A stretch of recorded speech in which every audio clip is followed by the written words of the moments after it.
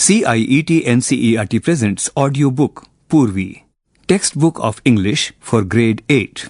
Page 155, Unit 4, Environment. On the left side of the page is the QR code for additional resources that you will find on the Diksha app. Scan the QR code via the Diksha app.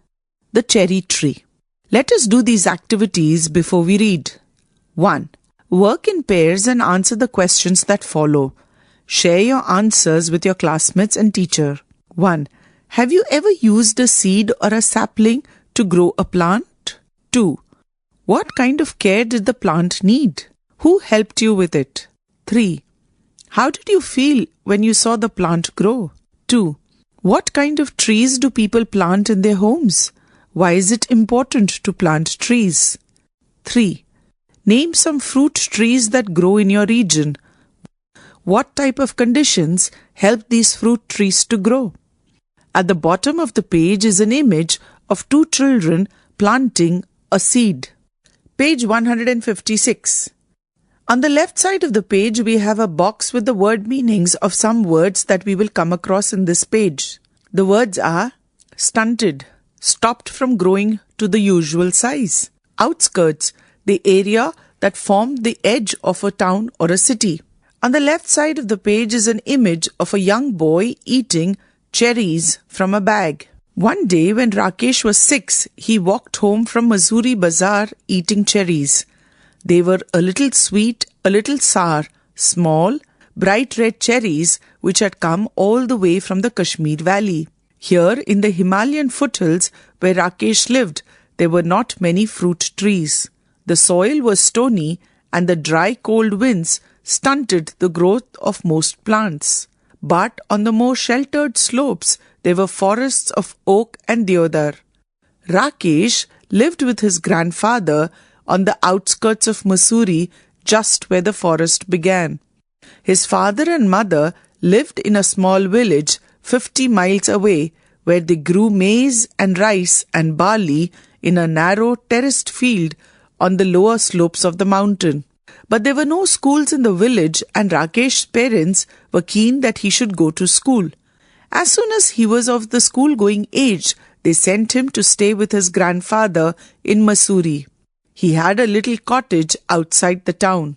Rakesh was on his way home from school when he bought the cherries. He paid 50 paisa for the bunch. It took him about half an hour to walk home, and by the time he reached the cottage, there were only 3 cherries left. "Have a cherry, grandfather," he said, as soon as he saw his grandfather in the garden. Grandfather took 1 cherry and Rakesh promptly ate the other 2. He kept the last seed in his mouth for some time, rolling it round and round on his tongue until all the tang had gone. Page 157. On the right side of the page, we have a box with the word meanings of some words that we will come across in this page. Tang, a strong, sharp taste. Yielding, giving way under pressure. He then placed the seed on the palm of his hand and studied it. "Are cherry seeds lucky?" asked Rakesh. "Of course. Then I'll keep it." "Nothing is lucky if you put it away. If you want luck, you must put it to some use." "What can I do with the seed?" "Plant it." So Rakesh found a small space and began to dig up a flower bed. On the left side of the page, we have an image of Rakesh trying to plant a seed. On the top of the page, we have the image of the grandfather talking to Rakesh. "Hey, not there," said grandfather. "I have sown mustard in that bed. Plant it in that shady corner where it won't be disturbed." Rakesh went to a corner of the garden where the earth was soft and yielding. He did not have to dig. He pressed the seed into the soil with his thumb and it went right in. Then he had his lunch and ran off to play cricket with his friends and forgot all about the cherry seed. When it was winter in the hills, a cold wind blew down from the snows and went woo, woo, woo in the deodar trees, and the garden was dry and bare. In the evenings, grandfather and Rakesh sat over a charcoal fire and grandfather told Rakesh stories. Stories about people who turned into animals and ghosts who lived in the trees, and beans that jumped and stones that wept, and in turn Rakesh would read to him from the newspaper. Grandfather's eyesight being rather weak. Page 158. On the left side of the page we have a box with the word meanings of some words that we will come across in this page. Hunches, that is sits on the feet with legs bent. Peered down, looked carefully or with difficulty. Rakesh found the newspaper very dull, especially after the stories, but grandfather wanted all the news. They knew it was spring when the wild duck flew north again to Siberia. Early in the morning, when he got up to chop wood and light a fire, Rakesh saw the V-shaped formation streaming northward, the calls of the birds carrying clearly through the thin mountain air. One morning in the garden, he bent to pick up what he thought was a small twig and found to his surprise that it was well rooted. He stared at it for a moment, then ran to fetch grandfather, calling, "Dada, come and look! The cherry tree has come up." "What cherry tree?" asked grandfather, who had forgotten about it. "The seed we planted last year. Look, it's come up." Rakesh went down on his hunches while grandfather bent almost double and peered down at the tiny tree. It was about 4 inches high. "Yes, it is a cherry tree," said grandfather. "You should water it now and then." Rakesh ran indoors and came back with a bucket of water. "Don't drown it," said grandfather. Rakesh gave it a sprinkle and circled it with pebbles. On the right side of the page we see the image of Rakesh watering the cherry tree and circling it with pebbles. On the top of the page we see the image of Rakesh and his grandfather looking curiously at the cherry tree. Page 159. On the right side of the page we have a box with the word meanings of some of the words that we will come across in this page. Plodded, that is walked slowly. "What are the pebbles for?" asked grandfather. "For privacy," said Rakesh. He looked at the tree every morning, but it did not seem to be growing very fast, so he stopped looking at it except quickly out of the corner of his eye. And after a week or two, when he allowed himself to look at it properly, he found that it had grown at least an inch. That year, the monsoon rains came early and Rakesh plodded to and fro from school in raincoat and chappals. Ferns sprung from the trunks of the trees, strange-looking lilies came up in the long grass, and even when it wasn't raining, the trees dripped and mist came curling up the valley. The cherry tree grew quickly in this season. It was about 2 feet high when a goat entered the garden and ate all the leaves. Only the main stem and 2 thin branches remained. "Never mind," said grandfather, seeing that Rakesh was upset. "It will grow again. Cherry trees are tough." Let us discuss. 1. Arrange the events in the order of occurrence in the story. Share your answers with your classmates and teachers. The first sentence that you need to arrange in sequence reads, Rakesh discovered that the small well-rooted twig had grown into a cherry tree. The next sentence, Rakesh was sent to live with his grandfather in Mussoorie. The next sentence, Rakesh pressed the cherry seed into soft soil with his thumb. The next sentence, the cherry tree grew quickly after the rains arrived. Page 160. The next sentence, Rakesh bought a bunch of cherries and ate most of it. The next sentence, a goat entered the garden and ate all the leaves of the young cherry tree. The next sentence, Rakesh's parents grew maize, rice and barley in a village. The next sentence, Rakesh sprinkled water on the cherry tree and surrounded it with pebbles. Next sentence, grandfather told Rakesh that cherry trees were tough. And the last sentence, Rakesh kept rolling the last cherry seed in his mouth. On the left side of the page, we have a box with the word meanings of some words that we will come across in this page. Scrambled, that is moved quickly and with difficulty. Scythe, a tool with long, sharp, curved blade and a long handle. Foliage, green leaves. 2. Do you think the cherry tree would survive? Why do you think so? Let us read ahead in the story. And the story continues. Towards the end of the rainy season, new leaves appeared on the tree. When a woman cutting grass scrambled down the hillside, carrying her scythe swishing through the heavy monsoon foliage, she did not try to avoid the tree. One sweep, the cherry tree was cut in two. When grandfather saw what happened, he went after the woman and scolded her, but the damage could not be repaired.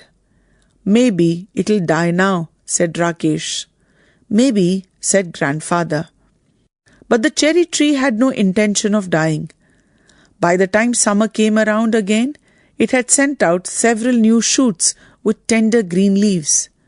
Rakesh had grown taller too. He was 8 now, a sturdy boy with curly black hair and deep black eyes. Blackberry eyes, grandfather called him. That monsoon, Rakesh went home to his village to help his father and mother with the planting and plowing and sowing. On the left side of the page, we see the image of a woman kneeling over and cutting the heavy monsoon foliage. Page 161. On the right side of the page, we have a box with the word meanings of some words that we will come across in this page. Praying mantis, an insect. Grumpy is bad-tempered. Gazed, looked at something for a long time with admiration. The story continues. Rakesh was thinner but stronger when he came back to his grandfather's house at the end of the rains to find that the cherry tree had grown another foot. It was now up to his chest. Even when there was rain, Rakesh would sometimes water the tree. He wanted it to know he was there. One day, he found a bright green praying mantis perched on the branch, peering at him with bulging eyes. Rakesh let him remain there. It was the cherry tree's first visitor. The next visitor was a hairy caterpillar who started making a meal of the leaves. Rakesh removed it quickly and dropped it on a heap of dry leaves. "Come back when you are a butterfly," he said. Winter came early. The cherry tree bent low with the weight of snow. Field mice sought shelter in the roof of the cottage. The road from the valley was blocked, and for several days there was no newspaper, and this made grandfather quite grumpy. His stories began to have an unhappy ending. In February, it was Rakesh's birthday. He was 9, and the tree was 4, but almost tall as Rakesh.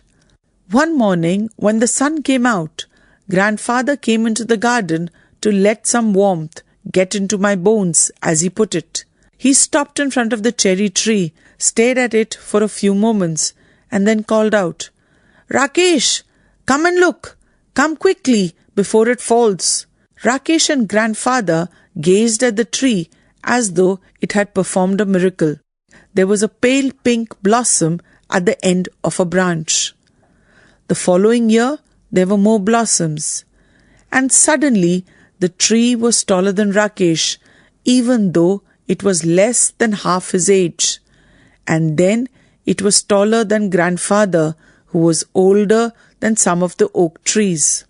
On the right side of the page is the image of a cherry tree blossoming with pale pink flowers.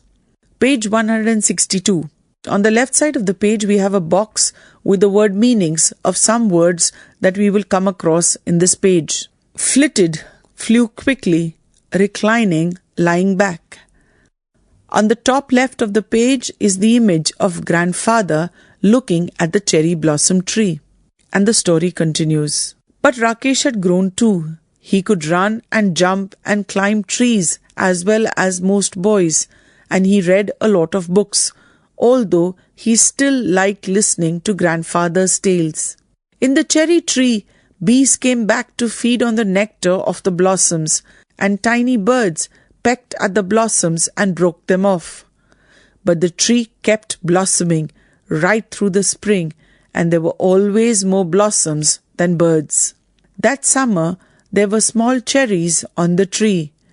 Rakesh tasted one and spat it out. "It is too sour," he said. "They'll be better next year," said grandfather. But the birds liked them, especially the bigger birds, such as the bulbuls and the scarlet minivets, and they flitted in and out of the foliage, feasting on the cherries. On a warm sunny afternoon, when even the bees looked sleepy, Rakesh was looking for grandfather without finding him in any of his favorite places around the house. Then he looked out of the bedroom window and saw grandfather reclining on a cane chair under the cherry tree. "There's just the right amount of shade here," said grandfather, "and I like looking at the leaves." "They are pretty leaves," said Rakesh, "and they are always ready to dance if there is a breeze." After grandfather had come indoors, Rakesh went into the garden and lay down on the grass beneath the tree. He gazed up through the leaves at the great blue sky, and turning on his side, he could see the mountains striding away into the clouds. Page 163. On the right side of the page, we have a box with some of the word meanings of the words which we will come across on this page. The words are nightjar, a bird; cicadus, that is, insects known for their loud, distinctive calls, especially during the evening. At the top of the page is an image of grandfather sitting on his cane chair, while Rakesh resting on the grass below the cherry blossom tree. And the story continues. Rakesh was lying beneath the tree when the evening shadows crept across the garden. Grandfather came back and sat down beside Rakesh, and they waited in silence until the stars came out and the nightjar began to call. In the forest below, the crickets and cicadas began tuning up, and suddenly the trees were full of the sounds of insects. "There are so many trees in the forest," said Rakesh. "What's so special about this tree? Why do we like it so much?" "We planted it ourselves," said grandfather, "and that's why it is special." "Just one small seed," said Rakesh, and he touched the smooth bark of the tree that he had grown. He ran his hand along the trunk of the tree and put his finger to the tip of a leaf. "I wonder," he whispered, "is this what it feels to be God?" This story was written by Ruskin Bond. Page 164. Let us discuss. 1. Complete the table given below based on your understanding of part 2 of the story. One example has been done for you. Share your answers with your classmate and teachers. This table has 2 columns. The first column is that of cause and the second column is that of effect. The first row reads, the cause: a woman cut the cherry tree while cutting grass, and the effect was grandfather scolded the woman. Second, you have to write the cause, for which we saw the effect. Rakesh was thinner but stronger when he came back. 3. The cause is a hairy caterpillar started eating the leaves of the cherry tree. And what was the effect of the cause?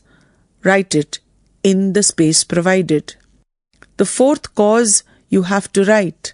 The effect of the cause was Rakesh and grandfather gazed at the tree as though it was a miracle. The fifth cause, Rakesh tasted one of the small cherries during summer. Write what its effect was. Listen to the given extract and answer the following questions. 1. Have a cherry, grandfather, he said as soon as he saw his grandfather in the garden. Grandfather took one cherry and Rakesh promptly ate the other 2. He kept the last seed in his mouth for some time, rolling it round and round on his tongue until all the tang had gone. Then he placed the seed on the palm of his hand and studied it. "Are cherry seeds lucky?" asked Rakesh. "Of course." "Then I'll keep it." "Nothing is lucky if you put it away. If you want luck, you must put it to some use."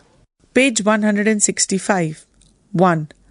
Substitute the underlined phrase with a correct word from the extract. The Coco captain changed her strategy quickly and without delay when a new player came in from the opposing team.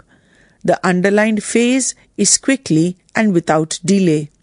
2. What does Rakesh's action of rolling the cherry seed in his mouth most likely suggest about his mood at that moment? Your options are: A. He's feeling impatient and restless. B. He's enjoying the taste and the moment. C. He's bored and has nothing better to do. D. He's thoughtful and feeling playful. 3. Complete the following sentence suitably with reference to Rakesh and his grandfather. The sentence is: Rakesh's decision to plant the seed shows that... fill in the blanks. You could use a hint. He respects and values his grandfather's advice, or he has a close bond with his grandfather and a willingness to learn from him. 4. How does the grandfather's advice reflect his view about luck and effort? The second excerpt. Winter came early. The cherry tree bent low with the weight of snow. Field mice sought shelter in the roof of the cottage. The road from the valley was blocked, and for several days there was no newspaper, and this made grandfather quite grumpy. His stories began to have unhappy endings. In February it was Rakesh's birthday. He was 9, and the tree was 4, but almost as tall as Rakesh. 1. Complete the following sentence suitably. The phrase "field mice sought shelter in the roof of the cottage" suggests that. 2. What can be inferred about the cherry tree's toughness from the line? The cherry tree bent low with the weight of snow. Your options are: A. The weight of the tree was more than the snow. B. The tree could withstand harsh weather. C. The tree was growing close to the ground. D. The snow gave support to the tree. 3. How did the early winter affect grandfather's mood and storytelling? Page 166. 4. Complete the sentence by choosing the correct option. The comparison of Rakesh's age to the cherry tree's age symbolizes. You could use the hint. The tree's growth paralleling Rakesh's own development, or the tree standing as a dear one on Rakesh's birthday. 2. Answer the following questions. 1. Why did Rakesh's parents send him to Mussoorie? 2. Why did Rakesh let the praying mantis remain on the branch of the cherry tree? 3. How is life in the Himalayan foothills described in the story? 4. What might Rakesh mean when he says, "Is this what it feels to be God?" at the end of the story? 5. How does the writer describe the relationship between Rakesh and his grandfather? 6. What can you infer about the connection between humans and nature based on the story? 7. Imagine Rakesh reflects on his wonderful experience of watching a seed being transformed into a full-grown cherry tree. Write how he must have felt.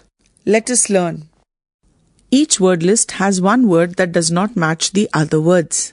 Identify the odd word. One example has been done for you.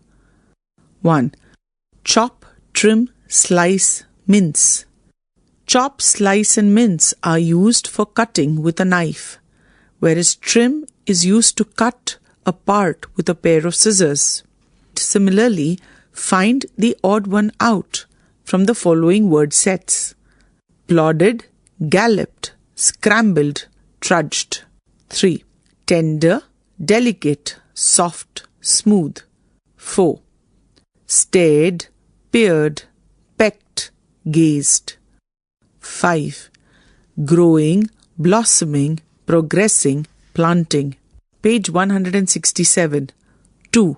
Choose the most suitable taste given in the box below and write against the food items that follow.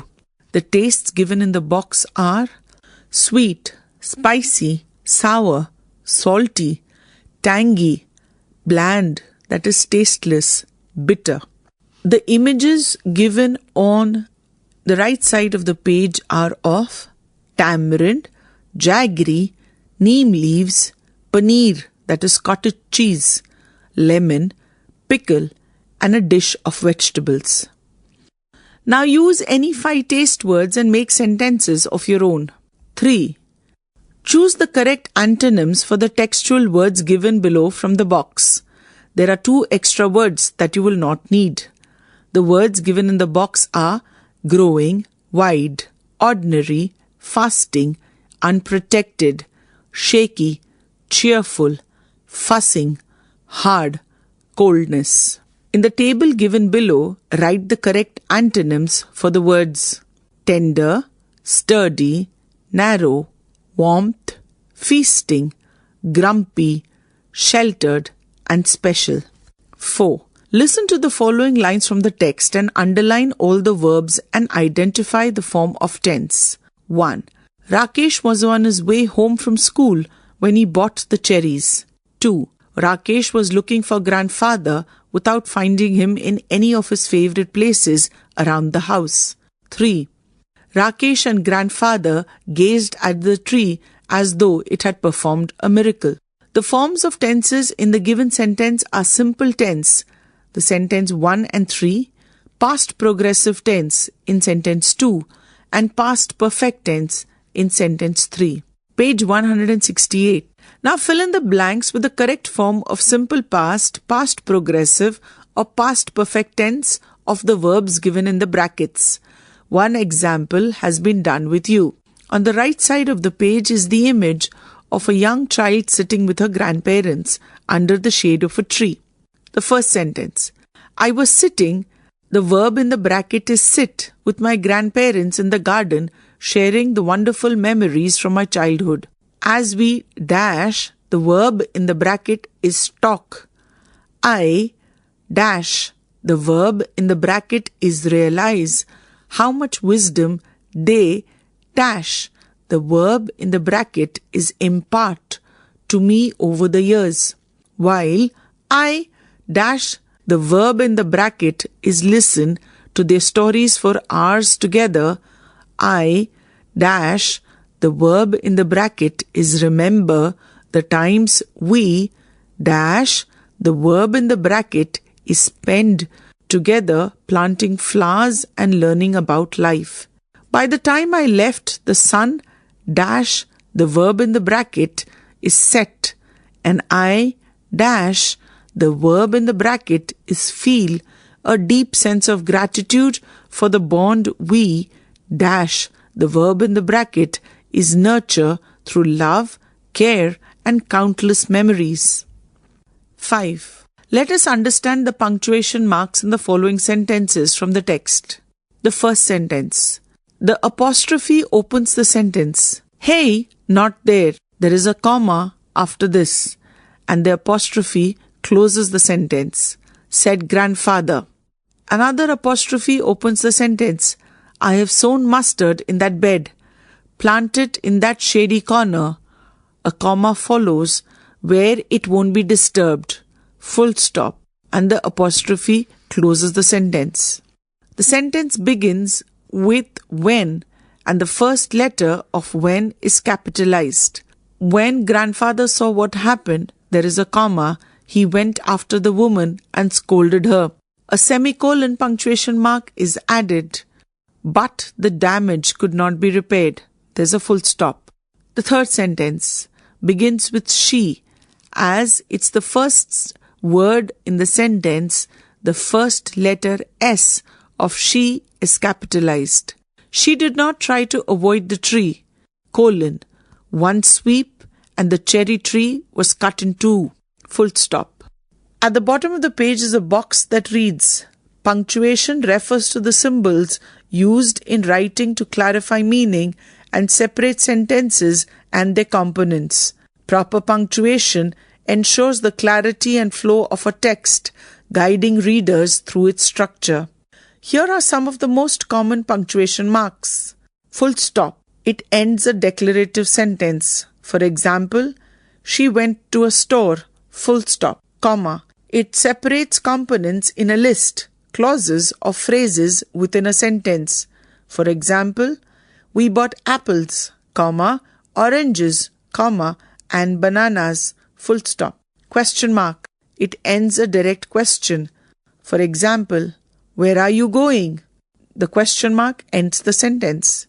Exclamation mark. It indicates a strong emotion or emphasis. For example, watch out! Page 169. Colon.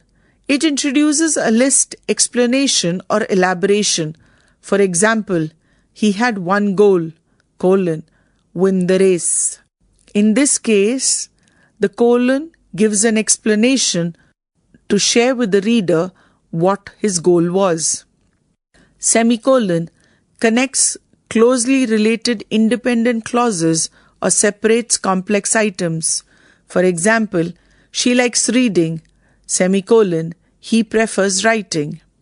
Apostrophe.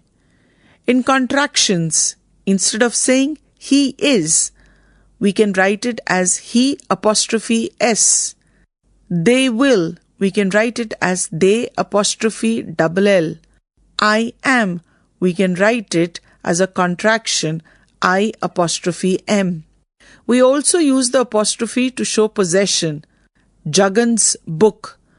The minute we add apostrophe S to Jagan, it shows that it is Jagan's book. The girl's toy.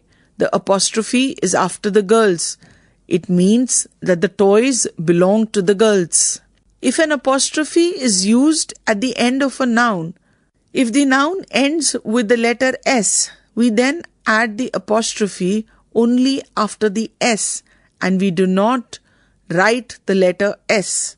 Like for example, in Manas's car, we don't write it as Manas apostrophe S.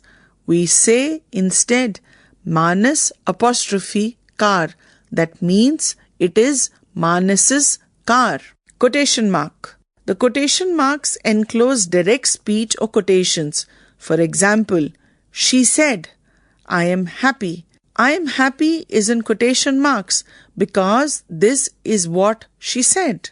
Another punctuation is that of dash. Dash adds emphasis or separates related thoughts. For example, he was late, dash again. The two thoughts that are separated here is one, his act of being late, and the second, the frequency of his being late. Now let us understand the capitalization rules. We capitalize the first letter if it is the name of people or place, like Priya, India. Days, months, festivals, like Monday, December, Diwali. Titles with names, where D of the doctor is capitalized and S of Sneha is capitalized. Mr. Patel, where M of Mr. is capitalized and P of Patel is capitalized. Deities and holy books. God, the first letter G is capitalized. The Quran, Q, the first letter of Quran is capitalized. The Bhagavad Gita, the first letter of Bhagavad, B, and the first letter of Gita, G, is capitalized. When we use the first person noun, I is also capitalized. When adjectives are formed from proper nouns, they are also capitalized, like Indian, American. Geographical features, races, religions, languages are also capitalized in the first letter. For example, Himalayas, Hindu, French. The title of books, poems or plays, the first letter is capitalized. For example, in Malgudi Days, the letter M and the letter D are capitalized. The poem, The Road Not Taken, the letters T from the, R from road, N from not and T from taken are capitalized. Now punctuate the following paragraph appropriately. Every Sunday, Roshni would visit her grandparents' house on their farm. Come sit, Grandpa would say, patting the bench on the porch. Roshni loved these moments where the world slowed down, stories flowed like magic. Grandma would bring tea, her eyes twinkling with joy. I'm excited to hear about your younger days, the adventures, the lessons, and the memories, Roshni said eagerly. Grandpa smiled softly, his wrinkled hands resting on the cane. Ah, the old days, when everything was simple and happiness was all we had. Roshni could feel the warmth of those memories. He sat in silence, bound not by words, but by the timeless bond. Page 170. On the left side of the page is an image of women participating in the Chipko movement. Let us listen. You will listen to a conversation between a son and his mother. As you listen, select 4 true statements from sentences 1 to 7. Page 201. Son: Amma, could you help me with this project? Mother: Why not? What's the project about? Son: It is about the Chipko movement. I have to make a PowerPoint presentation and talk about it in class. Mother: That's good. Chipko movement was all about hugging trees to prevent them from being cut, isn't it? Such an inspiring movement it was. Son: Yes, it was the first time that common people came together for a noble cause of saving trees. It showed how people can also make a difference. Have you heard or read about something familiar? Mother: Yes, of course. The success of the Chipko movement led to the Apiko movement.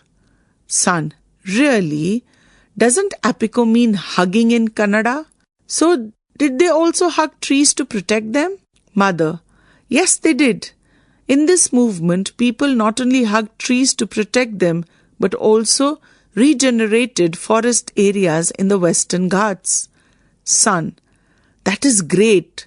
This reminds me of what my teacher shared about Salumarada Timakka last week. She is a Padma Shri awardee. Mother: What an amazing personality. I have heard about her and I'm interested to know what your teacher has shared with you. Page 202. Son: She is an Indian environmentalist who has been planting trees since 1948. She has planted over 8,000 trees in the area around her village. Mother: Wonderful. Son: What I admire about her is the commitment she has towards conserving the environment. Mother: Incredible. That is one superwoman. But do you know who the forest man of India is? Son: Yes, I've read about him too. It is Jadav Payeng from Assam. He too is a Padma Shri awardee. Isn't he the one who single-handedly turned a barren land of around 1,000 acres into a lush green forest? He did so by planting nearly 40 million trees. Mother: Yes, you are absolutely right. It is not something that happened overnight. It took him 30 years to achieve this. This forest has become a habitat for different kinds of animals, including migratory birds. Son: Fascinating, isn't it? I have read a book and watched a documentary in school about him, which really inspired me. Mother: I'm glad that you have begun to take care of the environment too. Now that you have listened to the conversation between the son and the mother, select 4 true statements from the sentences given below. The mother encouraged her son to deliver a presentation on the Chipko movement. The son was surprised to know about the Apiko movement. The son agreed that the Chipko movement was about people uniting to make an impact. About Salumarada Thimakka. Mother was curious to hear about Salumarada Thimakka. The mother and son were in disagreement about the work of Jadav Payeng. The son found the information on Jadav Payeng wonderful. 1, 2, 3, 4, 5, 6, 7. Let us speak. A syllable is a single unbroken vowel sound in a word. Some words have only one syllable, some more than two. For example, the word tree has one syllable. The word cherry has two syllables, che-ri. The hyphen is generally used to mark the gap between the two syllables. A syllable can also be called a beat because you can clap out the beats in the word. 1. Work in pairs. Read aloud the following words from the text.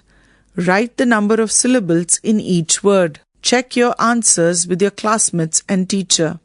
The words in the box are mountains, caterpillar, slope, grandfather, Himalayan, newspaper, tender, performed, favorite, disturbed, intention. Now read the words aloud again with beats. Check if the number of syllables matches with the number of beads. Page 171. 2. Speak about one Mahotsav Divas and its significance. Before you speak in the class or assembly, prepare yourself on the following points. When is it celebrated? Who celebrates it? Why it's celebrated? How is it celebrated? What is the message it conveys? Let us write. An article is a piece of writing on a specific topic. It showcases independent opinions expressed by a writer. Articles are published in newspapers, newsletters, magazines, journals, and online portals.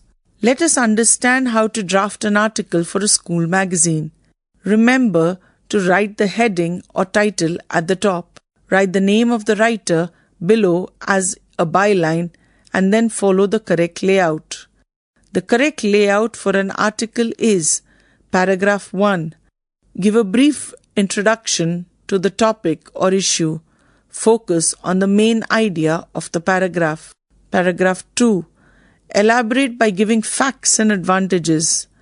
Paragraph 3. Include consequences and disadvantages. Paragraph 4. Provide suggestions. End with a word of hope, a word of caution, or a call for action. Now complete the article for a magazine on Trees Are Lifeline. Use the words and phrases given in the box. The words and phrases given in the box include absorb carbon dioxide, additionally, climate control, if trees were not there. Moreover, our planet would stop existing. Trees are lifeline. Reduces pollution, ensures a better future. To conclude, dash by dash, write your name and class. Trees are essential for life on earth. Without them, life as we know it, dash. This is the reason why trees are our lifeline. Trees provide us with food, shelter, and even medicine. Trees dash and release oxygen, helping us breathe. This process also dash and keeps the environment clean. Dash trees give us fruits, nuts and other foods. Page 172. Trees also help us in dash and prevention of soil erosion. Dash the air would be polluted and we would struggle to breathe. Dash would be barren, lacking food, shelter and life-giving greenery. Dash trees are true friends. Protecting and planting trees, dash for everyone on earth. Therefore, we must act now to protect and plant more trees, preserving Earth's green lifeline for future generations. Let us explore. 1. Did you know that the banyan tree is the national tree of India? Our country has age-old banyan trees. Some of them are 1. The great banyan tree located in Shibpur, Howrah, near Kolkata. 2. The Doda Alda Mara, located in Kethohali village, near Bengaluru. 3. Timama Marimanu in Anantapur district in Andhra Pradesh. It was recorded as the largest tree specimen in the world in the Guinness Book of World Records in 1989. 2. Kailash Sankla, the Tiger Man of India, was an Indian biologist and conservationist. He carried out the census of tigers in India in 1971. Later, because of his studies, he was appointed the first director of Project Tiger, an initiative to prevent the extinction of the Indian tiger. He was awarded the Padma Shri in 1992. Now find more information about such environmentalists and share with your classmates. At the bottom of the page is a box that reads, Rakesh saw the V-shaped formation of wild ducks flying northward. Did you know? There is a reason that birds fly in this V-shaped formation. The birds position themselves to fly just behind and to the side of the bird in front, V-shape, timing their wing beats to catch the uplifting wind currents. This also helps them fly long distances easily and saves their energy too. At the top of the page is an image of an age-old banyan tree. On the left side of the bottom of the page is the image of birds flying in a V shape. Page 173. Harvest Hymn. Let us do these activities before we read. 1. Work in pairs and share your responses with your classmates and teacher. 1. India celebrates many harvest festivals. When is the harvest festival celebrated in your region, and how is it celebrated? 2. A hymn refers to a song of praise. 1. To whom do we offer a hymn? 2. When and where do we sing a hymn? 3. Why do we offer it? 2. Some poets and authors use words that are no longer a part of common usage. Such words are called archaic words. Work in pairs. Listen to the sentences given below. Match the underlining archaic word in column 1 with their meaning in column 2. Share your answers with your classmate and teachers. Thou art my friend, and I trust thee. Thy kindness is great, and everything that is mine is thine. The archaic words in column 1 are thou, art, thee, thy, and thine. The regular words that we use today are given in column 2. These are yours, you when referring to an object, you when referring to a subject, are, and your. 3. Work in pairs. Listen to the paragraph and select the correct meaning for each underlined word from the options given below. Share your answers with your classmates and teacher. Under the golden radiance, for the word radiance, your options are glow and brilliance of the evening sun. The villagers gathered to pay tribute. The options for tribute are respect and gratitude to their cherished. The options for cherished are preserved and loved elder who dedicated his life to their well-being. His wise counsel. The options for counsel are advice or decision, had guided generations, steering them through challenges. Known for his munificent spirit, munificent options are rich and generous. He never hesitated to share his resources generously. Page 174. Let us read. The men's voice. Lord of the lotus, Lord of the harvest, bright and munificent Lord of the morn. Thine is the bounty that prospered our sowing. Thine is the bounty that nurtured our corn. We bring thee our song and our garlands for tribute, the gold of our fields and the gold of our fruit. O giver of mellowing radiance, we hail thee. We praise thee, O Surya, with cymbal and flute. Lord of the rainbow, Lord of the harvest, great and beneficent Lord of the main. Thine is the mercy that cherished our furrows. Thine is the mercy that fostered our grain. We bring thee our thanks and our garlands for tribute, the wealth of our valleys, new, garnered and ripe. O sender of rain and the dewfall, we hail thee, we praise thee, Varuna, with cymbal and pipe. At the bottom of the page is a beautiful image of many people celebrating harvest festivals. Page 175. Woman's Voice. Queen of the gourd flower, Queen of the harvest, sweet and omnipotent Mother o' Earth, thine is the plentiful bosom that feeds us, thine is the womb where our riches have birth. We bring thee our love and our garlands for tribute. With gifts of thy opulent giving we come. O source of our manifold gladness, we hail thee, we praise thee, O Prithvi, with cymbal and drum. All voices. Lord of the universe, Lord of our being, Father eternal, ineffable Om, thou art our hands and our heart and our home. We bring thee our lives and labors for tribute. Grant us thy succor, thy counsel, thy care. O life of all life and all blessing, we hail thee, we praise thee, O Lord, with cymbal and prayer. This poem has been written by Sarojini Naidu. At the bottom of the page we see an image of various Indians celebrating the harvest festival. Page 176. Let us discuss. 1. Write the stanza number for the main idea of each stanza given below. Share your answers with your classmates and teachers. A table is given where in the first column the main idea of the stanza is written. You need to fill in the second column by writing the stanza number that corresponds to the main idea of each stanza.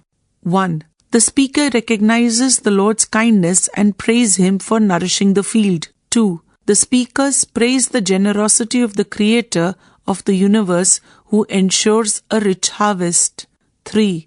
The speakers devote their lives and work as a mark of respect to the Lord and seek His support, wisdom and care. 4. The speakers pay homage to the earth and appreciate her role in supporting life by dedicating their harvest. 2. Fill in the blanks by choosing the appropriate words or phrases from within the brackets. 1. The setting of the poem is a rural landscape, possibly during a dash. Your options are harvest or religious festival. 2. The tone of the poem is respectful and celebratory because it praises dash. Your options are the men and women or the nature and the Lord with deep respect and gratitude. 3. In the line, thou art our hands and our heart and our home, the letter H is capitalized in hands, heart, home because dash. Your options are it represents the hard work of the farmers or God resides in them. At the bottom of the page is the image of women harvesting crops. Page 177. 3. Identify the poetic devices used in the following lines from the poem. Bright and magnificent Lord of the morn. 2. We bring thee our lives and our labors for tribute. 4. Match the lines from the poem in column 1 with their expression in column 2. Choose the appropriate poetic device from the box given below and write in column 3. The poetic devices given in the box are imagery, alliteration, simile, metaphor, personification. In the table, the first column is a phrase from the poem. The second column gives an explanation. In the third column, you need to write about the poetic device. The first phrase from the poem is sweet and omnipotent mother. That means the poet tries to create a clear description of the scene and appeals to the senses. What poetic device is this? Second, the wealth of our valleys, new, garnered and ripe. This implies the comparison of growth and reaping with beginning and end of all life. In column 3, write which poetic device is used. Thou art the seed and the sky. That is, the poet is referring to the earth as being given human-like qualities. In column 3, write which poetic device was used. 5. Certain words or phrases are repeated in the same line of the poem. For example, the gold of our fields and the gold of our fruit. Find more such repetitions from the poem. What is the poet's purpose of using repetition in the poem? 6. The poem uses symbolism to convey deeper meanings. Match the symbols in column 1 with the meanings they convey in column 2. The symbols in column 1 are Prithvi, that is the earth, Surya, that is the sun, Varuna, that is rain. The meanings in column 2 are light, energy, life, representing the giver of warmth and prosperity. 2. Mercy and nourishment, that is crucial for agriculture and sustenance. 3. Fertile land, motherhood, nurturing, the source of all life. Page 178. Let us think and reflect. 1. Listen to the given extract and answer the questions that follow. 1. We bring thee our songs and our garlands for tribute, the gold of our fields and the gold of our fruit. O giver of mellowing radiance, we hail thee, we praise thee, O Surya, with cymbal and flute. 1.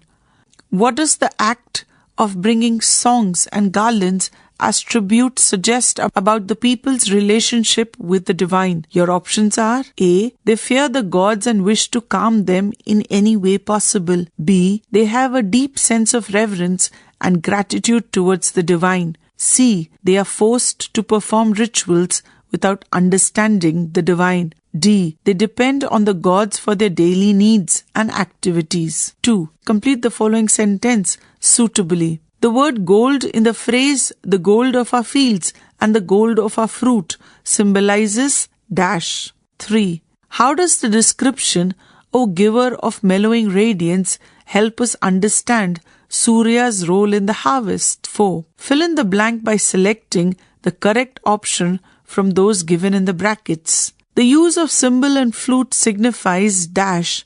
Your options are joy and celebration or meditation and worship. The second excerpt. All voices. Lord of the universe, Lord of our being, Father eternal, effable Om. Thou art the seed and the scythe of our harvests. Thou art our hands and our heart and our home. 1. In the phrase Lord of our being, what does the word being most likely refer to? Your options are A. Our physical body, B. Our entire existence, C. Our spiritual practices, and D. Our earthly possessions. At the bottom of the page is the image of a few seeds and a scythe. Page 179. 2. Identify whether the following statement is true or false. The imagery of seed and the scythe symbolizes the divine's role as both the beginning, creation, and the end, harvest of the agricultural cycle. 3. Identify the phrases from the extract that mean the following. A. The divine as a timeless, everlasting presence. B. Beyond human comprehension or description. 4. How do we know these lines from the extract are spoken as a chorus? 2. Answer the following questions. 1. Why do the farmers hail the god of rain? 2. What is being referred to as a wealth of our valleys and why? 3. State one reason why women refer to the earth as a source of manifold gladness. 4. Why does everyone in the poem offer their labors for tribute? 5. Why has the poet presented the poem as voices of men, women, and all voices? 6. How does the poet create the joyous atmosphere of rural India at harvesting time? 7. Why is the poem presented as a hymn? Let us learn. 1. Match the pictures of the farming implements given in column 1 with their use given in column 2. Then fill in the blank in column 3 to complete the name of the implement. Page 180. The image in the column 1 is an agricultural tool. The description is that it is a handheld tool with a curved blade attached to a short handle. It is used for harvesting crops. The name of the tool begins with an S. In order to identify the tool, the name of the tool begins with an S dash CKL dash. The second agricultural tool is a handheld tool with a long curved blade attached to a long handle used for cutting grass. The name of the tool begins with an S followed by C dash TH dash. The third tool is a tool pulled by oxen. It is used for turning over the soil in the field so that seeds can be planted or sown. This tool begins with a P followed by an L dash dash GH. The fourth one. The name of this tool begins with T followed by R dash W dash L. The fifth tool is a tool with a long handle with metal teeth for collecting hay or leaves. The name of this tool begins with R dash K dash. The sixth tool is a farm tool having a flat rectangular blade attached to a long wooden handle used for digging the soil. The name of this tool begins with an S followed by a P dash D dash. 2. Choose the correct synonyms for the underlined words in the given sentences from the box below. Circle the words or phrases in the sentences that helped you to infer the meanings. One example is done for you. The words in the box include generous, help, brightness, indescribable, kind. 1. The king was beneficent to the poor because he took good care of them. The underlined word is beneficent and the synonym is kind. 2. He was munificent towards the needy and donated a lot for their health care. Choose the synonym from the words that you heard in the box. Page 181. 3rd. When he lost his jobs, all his friends gave him succor by supporting him with money. Find the synonym of succor. 4. When the sun's ray came into the dark room, the whole room was full of radiance. Give the synonym for radiance. 5. The little girl was speechless with ineffable joy when she got her birthday gift from her aunt. Find the synonym for ineffable. 3. You have learned about some archaic words. You will hear some more archaic words. Refer to a dictionary to find commonly used words which are similar in meaning. The words are murrow, hitter, quoth, betwixt, yonder. Let us listen. 1. Listen to the talk about paddy cultivation. As you listen, number the events in the correct order in which they happen. Hello everyone. Did you know that rice is actually a type of grass and the part we eat is its seed? Let me tell you about the process of cultivating rice. It all starts with preparing the land. First, the soil has to be plowed. Rice is typically grown in fertile soil that holds a lot of water. The most important step in preparing the soil is to soak it with plenty of water. This step is called puddling. Once the nursery bed is prepared, the seeds can be planted. After that, we sow the seeds on the soil's surface. Paddy farmers have to ensure their fields stay flooded with water because irrigation is crucial. It takes around 4 to 5 weeks for the seeds to grow into seedlings. After this comes the most important step, transplanting. The seedling that were prepared in the nursery bed are uprooted, then transplanted into the flooded field. In around 120 days, the rice plants are fully grown. At this point, the crops are harvested by cutting them. Following this, the seeds are separated from the plant. This is called threshing. To reduce the moisture content even more, the separated grains are dried. This ensures they can be stored or processed further. Through a process called milling, the rice is separated from the outer covering on it. Finally, the rice reaches the market, and that's where we get to make all kinds of delicious food. Whether it's appam, pulao, khichdi or dal bhat, rice is a big part of many meals. On the right side of the page, we have the image of farmers planting seeds. Now that you have listened to the talk about paddy cultivation, number the events in correct order in which they happen. The events are transplanting of seedlings, plowing of field, threshing of grains, puddling of land, harvesting of paddy, irrigating the field, and milling of rice. Plowing of the soil. Now listen to the talk again. As you listen, choose the correct option to answer the questions that follow. 1. What is the main step in preparing the soil for cultivation of rice? 1. Plowing the soil, clearing the soil, puddling the soil. 2. How long does it take for rice seeds to grow into seedlings before being transplanted? Your options are 2 to 3 weeks, 4 to 5 weeks, or 6 to 7 weeks. Page 182. 3. Why is drying rice grains important after threshing?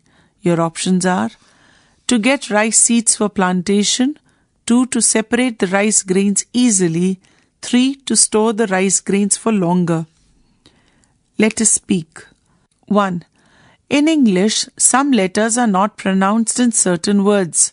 For example, in the words like knife, knowledge, and know, the first letter K is not pronounced.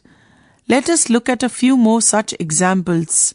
In the words that you are just going to hear, the letter N is silent when it appears with M at the end of the word. For example, hymn, column, autumn, solemn. Now try saying the words yourself aloud. In the words that you are going to hear now, the letter B is silent when it appears with M, like womb, tomb, bomb, climb, comb. 2. In our country, harvest is celebrated with the preparation of delicious dishes. Work in groups and make a presentation on any popular dish made during the harvest festival in your region. Use the prompts given in the box to make your presentation. Make sure that all the members share the views. You could include the following. 1. What is the dish called? Is it known by any other name in other parts of India? 2. What ingredients are used to make the dish? 3. How is the dish prepared? 4. How is the dish served? 5. What does the dish taste like? 6. What is the special ritual related to the preparation of this dish? 6. Describe any special memory associated with the preparation of this dish. Page 183. In the table given below, there are some prompts that you can use to make your presentation better. The first column is of the actions that you can do. The second column gives sample sentences that you can use while giving your presentation. Greet your audience. To greet your audience, you can start by saying, "Good morning to all of you gathered here," and then continue the sentence. The second step of a good presentation is to introduce the members of your group and your topic. You can start by saying, "Today we dash, dash, and dash are here to tell you about." The next part of a good presentation is to explain the structure of your presentation. You can start by saying, "We will start off with," then following this, we will move on to, the next point that we will deal with is, and finally, we will speak about. When we speak about the first point, we can start our sentence by saying, "Let us begin by," or "I did like to start by." When we describe the details in our presentation, we can use sentences like now I'll move on to, or next, or I did like to now discuss, or let us now consider, or let me tell you about. When you are concluding your presentation, you can use sentences like in conclusion, I would like to say, or to summarize. And when you thank your audience, you can use sentences like thank you for listening, thank you for your attention. Let us write. Creative slogans are used to spread a message to capture the reader's attention. Let us listen to a few examples. Education is the key. Unlock your destiny. Protect the environment today for a better tomorrow. Learn, grow, succeed. Go green by keeping the planet clean. Your school wishes to express gratitude to the farmers who play an important role in providing us the food on our plates. Draft a creative slogan to be put on the school notice board. Page 184. Remember to focus on the main idea to be expressed. Use simple language. Be concise. Express yourself in a few words. You may write the slogan on a chart paper and decorate it. Let us explore. Millets are a varied group of small seeded grasses. They have more fiber and minerals than other cereals. Millets have been a part of the Indian cuisines for years. They have been rediscovered worldwide as superfoods. Listen to the information on pearl millet given below. Pearl millet, Penistum glaucum, common name bajra. Vernacular names includes spiked millet or pearl millet in English, bajra in Bengali, Hindi, Odia, Punjabi and Urdu, bajri in Rajasthani, Gujarati, Marathi, saje in Kannada, kumbu in Tamil, saja in Telugu. The areas where bajra or pearl millet is cultivated include Rajasthan, Maharashtra, Gujarat, Uttar Pradesh and Haryana. The nutritional profile of bajra has the highest niacin content amongst all cereals. It is rich in protein and dietary fiber.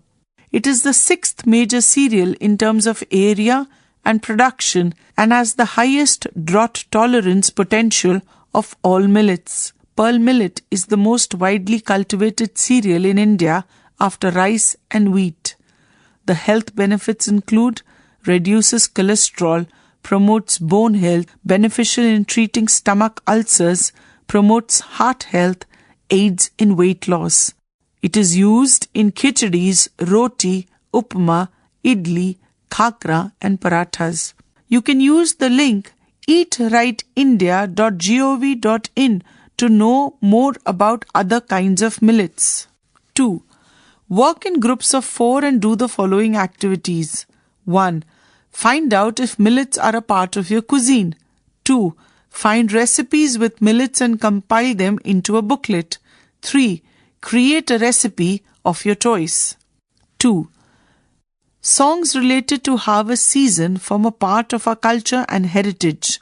Talk to the elders in your house and learn a song sung on a harvest festival. Share it with your classmates and teacher. Then compile all the songs to create a songbook with the help of the teacher. Page 185. Waiting for the rain. Let us do these activities before we listen to the story. 1. Have you ever waited for the rains? Why? 2. How do you feel when it rains after a long time? 3. Why do you think the farmers wait for the rains? 4. Discuss in groups what happens when you wait for something or someone for a long period of time. 1. How do you spend the waiting period? 2. What do you think about? 3. How do you feel? Share your answers with your classmates and teacher. At the bottom of the page is the image of farmers celebrating the arrival of rain. Page 186. On the left side of the page, we have a box with the word meanings of some words that we will come across in this page. Crimson, that is deep red color. Crusted, that is formed a hard outer layer. Forlorn, that is sad and neglected. The first part of the story. I hope it rains at least today, Velu thought as he opened his eyes. Velu was a farmer. The sun was beginning to rise, glowing crimson like fire. Velu scanned the sky. There was not a cloud. At the top left of the page is the image of Velu looking up to the skies. It doesn't look encouraging, he muttered to himself and got up. Rain or no rain, a farmer wakes up early. Velu worked hard. His piece of land never failed him. Season after season, he cultivated it, harvesting jowar one season and dal the next. Throughout the year he worked, never thinking of rest or taking a holiday. For nearly 6 years it had been so, ever since he had got his own piece of land. But this year turned out to be different. At the end of summer, the rains didn't come. Velu and his neighbors waited, but their waiting didn't end. Days, weeks, and months passed, and still there was no rain. The fields lay untended, the earth hardened, crusted, and cracked. The barren land looked forlorn, and the farmers lived entirely on hope. Every day they hoped that the rains would come. At the bottom of the page is the image of a parched land in wait of rains. Page 187. On the right side of the page, we have a box with the word meanings of some of the words that we will come across in this page. The words are consultations, that is discussions, dejected, that is sad and disappointed. The first image. On the top right side of the page, we have the image of Velu and his friends discussing about the arrival of the rains. The story continues. Someone said, "We ought to talk to some astrologer. They can tell us what will please the heavens, and the heavens will send down rain."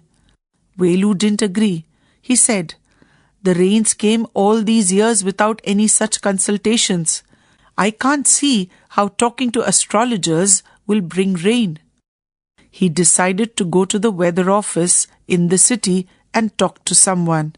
But the people at the weather office said they couldn't really tell him when the sky would gather clouds and bring rain. "We are at a loss ourselves," they exclaimed. "So many favorable conditions, but still no rain. Very odd." Velu too was at a loss. He walked back to the village, tired and dejected. He was thirsty, and the dust made him cough and sneeze. He decided to rest for a while. He saw a large tree. Its shade was cool and inviting. As he sat down, he noticed an old woman was also sitting there, sheltering from the sun. On the bottom left of the page is the image of Velu approaching the tree where the old woman was sitting. Page 188. Let us discuss. 1. Complete the table given below. Share your answers with your classmates and teachers. This table has 4 columns. What was said? Who said it? What was said? And when was it said? The first statement. It doesn't look encouraging. Velu said this. He said this to himself. And he said this when he looked up at the sky. Similarly, for the next 2 sentences, complete the table. The rains came all these years without any such consultations. Velu said this. What did he say? And when did he say this? Similarly, another sentence from the story so far is, so many favorable conditions, but still no rain. Who said this sentence? To whom was this sentence said? And when was the sentence said? 2. Do you think the old woman would help Velu? If yes, why? If no, why not? 3. Will Velu's wait continue or will it rain? The story continues. The old woman's skin was wrinkled, but her eyes sparkled when she smiled. She looked at Velu and her smile grew wider, her wrinkles deeper. What are you smiling at, Amma? Velu asked. Without the rains, there's nothing to smile about. Yes, you are right, the old woman said, the smile leaving her lips. I wonder what I have done to deserve this, Velu began. I have worked hard and honestly, yet I'm being punished. Without the rains, I can't till the land. If I don't till the land, no crop will grow. At the bottom left of the page, we have the image of old lady conversing with Velu. Page 189. On the right side of the page, we have a box with the word meanings of some words that we would come across in this page. These words are bitterly, that is hurtfully. The story continues. What will happen to me? How shall I feed my family? He asked somewhat bitterly. He wasn't speaking to anyone in particular, but the old lady thought he was opening his heart to her. Perhaps you've worked too hard, she said. What do you mean? Can anyone work too hard? I have only done what any hard-working farmer would do. I shall work and never rest until I'm too old. This is the first season in 6 years that I have not sown nor plowed. Oh, it is hard not to be able to work, said Velu a little angrily. But my son, that is what I'm talking about. You have strength now. You can work without a break. But have you thought about the land? The earth works too. When you plow and sow and plant, the earth has worked for years, centuries, in fact, thousands of years. The soil, the land, the earth. Shouldn't someone let the land rest a bit? The old woman said, softly smiling. On the left side of the page, we have the image of the old lady giving advice to Velu. On the top right side of the page, we have the image of Velu sharing his woes with the old lady. Page 190. On the left side of the page, we have a box with the word meanings of some words that we will come across in this page. Ceaseless, that is continuous. And the story continues. Rest? Let the land rest? I don't understand. Velu looked at her a little puzzled. Yes, my son, that is the difficulty. You don't realize that the earth is old, but nature is a mother to all of us, to you and to me, and to the trees, the water and the soil. She takes care to give her children the rest they need. Velu began to understand. When the rains don't come, you are dejected, but in that way the land is left alone. The land lies undisturbed, staring at the sky, resting. And when the rains come, it will spring back again into activity, fresh and ready for your crop. Go home, my son. Nature knows a thing or two. Go home, she said, and got up. At the top of the page, we have the image of Velu thinking about the earth needing rest. The story continues. She walked away. After a while, Velu too got up and walked homeward. He thought about the land, his beloved piece of land, which, if he were to believe the old woman, was perhaps breathing peacefully, taking a break from the constant, ceaseless, year-round cultivation. At the bottom right of the page, we have an image of Velu and the old woman leaving for their respective homes. Page 191. The story continues. Perhaps she's right, he thought, as he approached the village. It was already evening. The sun was low in the sky. And what was that? Velu felt a cool breeze on his back. Then he felt a tiny drop on his shoulder. He looked up. Yes, The clouds were gathering in the distance. It was growing dark. Soon there would be lightning and thunder and the sweet, fragrant rain. Velu ran home, laughing and happy. On the right side of the page, we have an image of Velu welcoming rains with both his hands. This story is written by Kamakshi Balasubramaniam. Let us discuss. 1. Complete the following statements given below with suitable reasons. 1. Velu asked the old woman to stop smiling because fill in the blanks in the space provided. 2. Velu said that it was hard not being able to work since fill in the blanks in the space provided. 3. Velu was confused when the old lady said that the land needed rest because fill in the blanks in the space provided. 4. The old lady said that it was good for the land when it didn't rain as fill in the blank in the space provided. 5. Velu ran home laughing and happy because fill in the blanks in the space provided. Let us think and reflect. 1.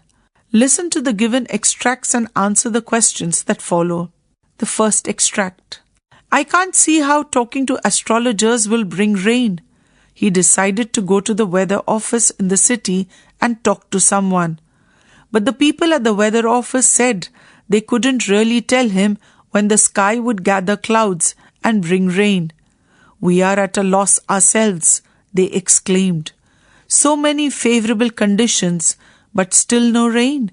Very odd. Page 192. 1. What does the first line of the extract tell us about Velu's beliefs? 2. Complete the following sentence with a suitable reason. Velu is determined to seek information about the rain because dash. Your options are he was at a loss of words or he wants to find a practical solution to the drought affecting his farm. 3. Complete the table with reference to Velu's weather office visit. The table has 2 columns. The first column is that of expectation, what I think will happen, and the second column is that of outcome, what actually happened. 4. Complete the following sentences with a suitable option. The absence of rain despite favorable conditions shows dash. Your options are A. Lack of astrological knowledge. B. Ineffectiveness of farmers like Velu. C. Delay in understanding the weather. D. Unpredictability of nature. The second extract from the text. The soil, the land, the earth. Shouldn't someone let the land rest a bit? The old woman said, softly smiling. Rest? Let the land rest? I don't understand. Velu looked at her, a little puzzled. Yes, my son, that is the difficulty. You don't realize that the earth is old. Now answer the following questions. 1. The old woman's advice was accompanied with a soft tone and a smile. What does that tell us about her? 2. Fill in the blank with the correct options. The old woman's advice dash Velu at the moment. Your options are A. Failed to impress. B. Confused. C. Scared. D. Made sense too. 3. State one thing about the old woman when she referred to Velu as my son while offering advice. 4. Complete the following sentence with a suitable explanation. The difficulty the old woman mentions is due to the fact that dash. Page 193. 2. Answer the following questions. 1. How does the old woman convey nature's wisdom to Velu? 2. The writer says the fields lay untended. Why couldn't the farmers tend to the fields in the absence of rain? 3. Support the old woman's perspective that the land needs rest just like people do. 4. What can be inferred about Velu's character based on his reaction to the drought? 5. What does the story suggest about the life of farmers and their relationship with nature? 6. How might the rest and care of land contribute to a balanced and sustainable ecosystem? Let us learn. We now will solve a crossword puzzle using pictures and word clues. All clues given are related to the words from the text and are connected to weather or agriculture. The hints to do the crossword puzzle are 1. Gentle wind. 6. Clouds. 2. Thunder. 7. Raindrops. 3. Rumbling sound with rain. 4. Grains, etc. grown in large quantity in the fields. The hints to solve the crossword puzzle across are 5. Collected crops. 8. Sun. 9. Prepare and use land for crops. 10. Turn up the field soil. 11. Plant seeds. Page 194. 2. The text uses words like peace, weather, sun, and rain. These words are the same as other words that are spelt differently. Peace, weather, sun, and rain. They are spelt as either P-I-E-C-E or P-E-A-C-E. Similarly, weather is spelt as either W-E-A-T-H-E-R or W-H-E-T-H-E-R. Similarly, sun is spelt as S-O-N or S-U-N. In the same manner, rain, R-A-I-N, can also be spelt as R-E-I-G-N. The words that are pronounced the same as the words but differ in the meaning or spelling are called homophones. Now complete the paragraph by filling in the correct option of the homophones given in the brackets. Since this is an exercise on homophones where we will hear the same pronunciation of the words, the options will be given as spellings. The farmer looked at the sky and wondered dash. The options are W-E-A-T-H-E-R or W-H-E-T-H-E-R. The clouds would finally bring rain. He sat down on the ground, breaking a small dash. The options are P-I-E-C-E or P-E-A-C-E of roti for his meal. The dash, your options are P-L-A-I-N or P-L-A-N-E. Fields stretched endlessly before him, completely dry. He thought about how he could dash. Your options are S-E-L-L or C-E-L-L, his last sack of grain to buy some essentials for his family. Without the rains, it didn't dash. Your options are S-E-A-M or S-E-E-M, possible to grow another crop this season. Despite his worries, he smiled, knowing that every farmer hopes for the next dash. Your options are R-A-I-N or R-E-I-G-N, by nature, to bring life back to the land. On the left side of the page, we have the image of a happy farmer. 3. Choose the correct meanings from the given options for the underlined words or phrases in the following sentence. 1. Being annoyed, she muttered something which nobody heard. The underlined word is muttered. Your options are spoke in a low voice, spoke slowly, spoke angrily. 2. At the new workplace, Ria felt forlorn for a week. The underlined word is forlorn. Your options are upset and irritated, or angry and bitter, or sad and neglected. 3. When all his friends had gone, he was at a loss because he did not know what to do. The underlined phrase is at a loss. Your options are confused, shocked, lonely. 4. When the little child saw her father, her eyes sparkled. Your options are glowed dimly, showed joy, opened wide. Page 195. 4. Match each word adjective in column 1 with a word noun that collocates in column 2.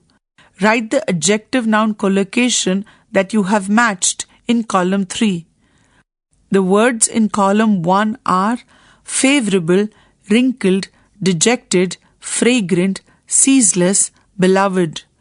The words in column 2 are country, activity, weather, skin, garden, expression.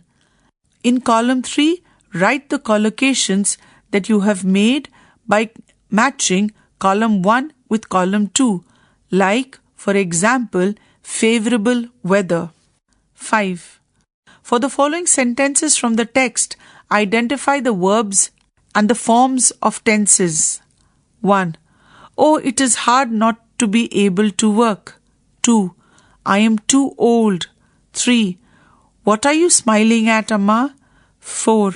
But my son, that is what I'm talking about. 5.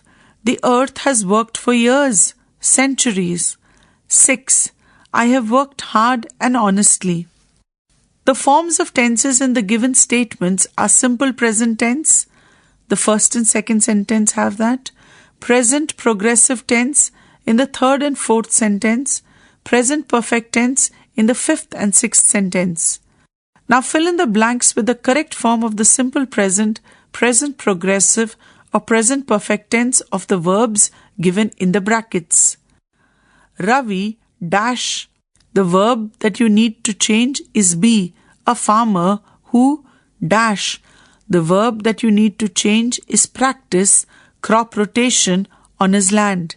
Each season he dash. The verb you need to change is plant different crops to maintain the soil's health. This year he dash. The verb you need to change is grow legumes which help restore the nutrients in the soil. Over the years, Ravi dash.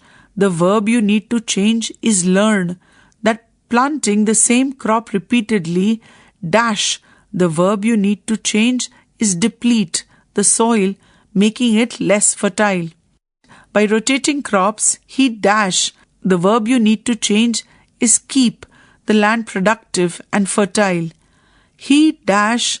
The verb you need to change is see a noticeable improvement in his yields since adopting this method.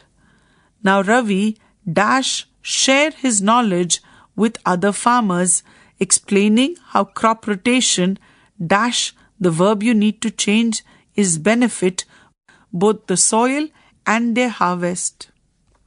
Page 196. 6. We are going to listen some sentences from the text. In these sentences, we will see words or phrases that come before a noun but do not describe them. Such words are known as determiners. Some examples of the determiners are the, all, any, many, every, this, 5, 6, some, a little, her, his, and a. Now that you listen to the sentences from the text, try and identify the determiners, which are given as highlighted words in the text. The sentences are: the rains came all these years without any such consultations. So many favorable conditions, but still no rain. Every day they hoped the rain would come, but this year turned out to be different. This is the first season in 6 years that I have not sown or plowed. We ought to talk to some astrologers. I have only done what any hard-working farmer would do. Velu looked at her, a little puzzled. She takes care to give to her children the rest they need. Velu felt a cool breeze on his back. Let us learn the use of some common determiners. articles, a and the. These are used to introduce nouns. Demonstrative determiners, this, that, these, those. These are used to point out specific items. Possessive determiners, my, our, your, his, her, its, their, one's. These indicate ownership or relationship. Definite numeral determiners like 1, 2, 3, etc. These specify exact quantities. Indefinite numeral determiners like some, any, no, all, much, many, few, less, several, little, and few. Some is used in affirmative sentences, while any or no are used in negative and interrogative sentences. All refers to the entirety of the group. Much and many denote large quantities of uncountable and countable nouns, respectively. Few indicates a small number, less refers to a smaller quantity, and several means more than two, but not many. Little means not too much, few means not too many. Use a little and a few to convey a positive sense. Page 197. Distributive determiners, each, every, either, neither. Each refers to individual items of people. Every refers to all items or people collectively. Either means one or two of options. Neither means not one of the two options. Now fill in the blanks by choosing the correct determiner from those given in the brackets. On the right side of the page, you have the image of a girl happily wanting to jump on a muddy puddle. It was dash. Your options are A or an, rainy afternoon, and dash. Your options are a or the, sky was thick with dark clouds. Mala noticed a large puddle quickly forming in front of her dash. Your options are her or their house. Excited, she called for her brother to join her, knowing both of them always loved playing in dash. Your options are a or the, rain. While jumping from dash, your options are some or one, puddle to another, Mala spotted dash. Your options are few or a few, snails slowly creeping along the wet sidewalk, and pointed them out to her brother. With dash, your options are each and every, jump, the sound of both dash. Your options are her and their, squeals and laughter was heard through the soft patter of raindrops. Though they were fully drenched, dash. Your options are either or neither, siblings minded it. It had been a perfect rainy day. Let us listen. 1. Listen to the weather forecast. As you listen, fill in the blanks with the exact words you listen to. Page 204. Hello and welcome to today's weather forecast. Delhi is expected to have a generally cloudy sky with light rain, a minimum of 25 degrees Celsius and a maximum of 36 degrees Celsius.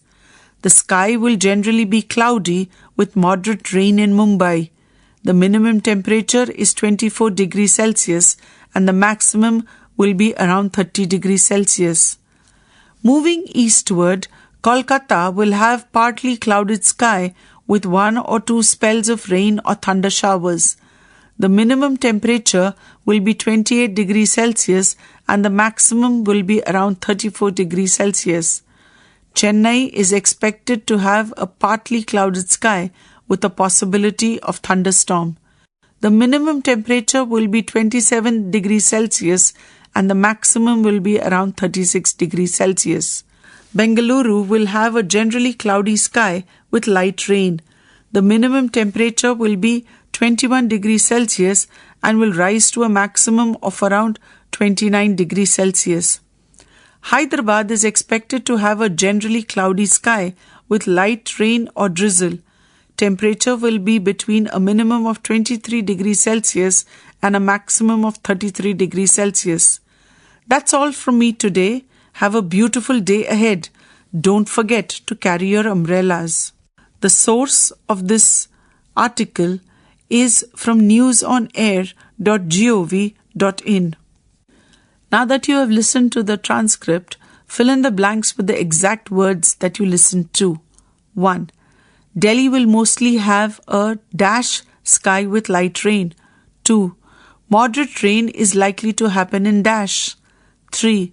Kolkata is likely to have a minimum temperature of around dash degree Celsius. 4. There is a chance of dash in Chennai. 5. Bengaluru will have a dash temperature of 29 degrees. 6. Taking a dash is advisable because of the weather conditions. Page 198. Let us speak. Here is a tongue twister about weather. Practice saying it fast as you can. Whether the weather be fine or whether the weather be not, whether the weather be cold or whether the weather be hot, we'll weather the weather, whatever the weather, whether we like it or not. 2. Rain has arrived after a long spell on earth. Imagine the rain and earth having a conversation. Work in pairs and present the role play. You may use the hints in the table given below. You may start the conversation in the following way. Rain. Greetings, Earth. It's been a while since we have met. How have you been? Earth. Hello, Rain. I'm so glad to see you. To continue the conversation, you can use the hints below for rain, like ask about how the earth has been, or speak about your long journey from the earth to the sky and back again to the earth, or ask about how the earth can use the gift you brought, the rainwater, or you can elaborate how much you enjoy being on earth. Another possible way to have the conversation is to thank the earth for the invite. I promise to return on time the next year. If you're having the conversation as earth, you can use the following prompts. You can respond and express relief at the arrival of rain. You can inquire why it took so long for rain to arrive. You can express gratitude for the gift of water. Or you can speak about how important rain is to you for agriculture, for plants and animals to survive. You could also inquire how rain feels about being on earth. Lastly, you could invite rain to join the celebration of the rivers, forests, and people of earth. Page 199. Let us write. 1. You have observed difficulties faced by people in your neighborhood due to scarcity of water, especially during the summer months. Write a letter to the councillor of your municipal ward requesting him or her to set up a rainwater harvesting unit. Provide suggestions to address the issue. Remember to use formal language, keep sentences short and to the point, state the purpose clearly and concisely, and give relevant details. You can use the following format given in the box below. You can start by writing the sender's address on the left, the date on the left, the municipal collector's designation and address on the left. You can add the subject. In the subject, you can write request to install a rainwater harvesting unit in ward number 44. You can begin this letter by writing, Dear Madam. The first paragraph could draw attention to the problem. The second paragraph can discuss the causes and consequences of not having water. The third paragraph could include requests and suggestions. The fourth paragraph could be the conclusion.